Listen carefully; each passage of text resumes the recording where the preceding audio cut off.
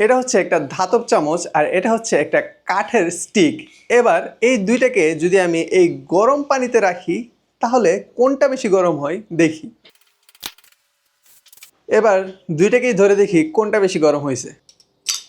এই চামচটা কিন্তু ভালোই গরম হয়েছে, আর অন্যদিকে এই কাঠিটা, এই যে কাঠিটা কিন্তু তেমন গরম হয়নি।